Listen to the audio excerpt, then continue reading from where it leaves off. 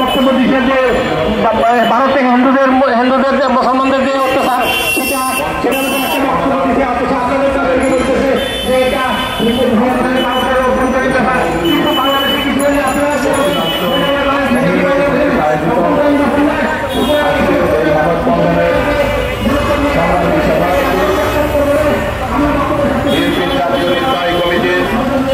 বরিশাল বিভাগীয় সহ সাংগঠনিক সম্পাদক,